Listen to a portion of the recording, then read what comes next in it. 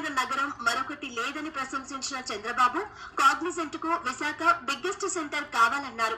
25,000 మందికి ఉపాధి కల్పించేలా కాగ్నిజెంట్ విస్తరిస్తుందన్నారు.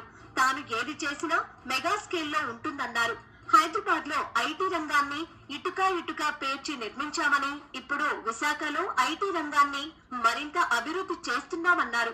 ఏ చేసినా మెగా స్కేలే చేయాలనుకుంటాను. ఆ రోజు హైదరాబాద్ కూడా బ్రిక్ బై బ్రిక్ బిల్డప్ చేశా. ఈ రోజు విశాఖపట్నం చూస్తే ఇండియాలో ఇలాంటి సినరిక్ ప్లేస్ ఎక్కడా ఉండదు.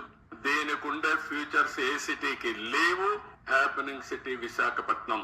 125 నుంచి 135 బిలియన్ US ఆదాయం వచ్చేట్టుగా ఎకనామిక్ రీజియన్ ని అభివృద్ధి చేస్తామని చెప్పి కూడా నేను మీకు తెలియజేస్తున్నా. ఏపీకి పెట్టుబడులను తీసుకురావడమే లక్ష్యంగా మంత్రి లోకేష్ అమెరికాలో పర్యటించారు. శాన్ ఫ్రాన్సిస్కోలోని కీలక సంస్థల ప్రతినిధులతో వరుసగా భేటీ అయ్యారు. ఏపీలో పెట్టుబడులు పెట్టాలని, ఏపీలో ఉన్న అవకాశాలపై వారికి ప్రెజెంటేషన్ ఇచ్చారు. అనంతరం కెనడాలోనూ లోకేష్ తన పెట్టుబడుల వేటను మరింత వేగవంతం చేశారు. టొరంటోలో దిగ్గజ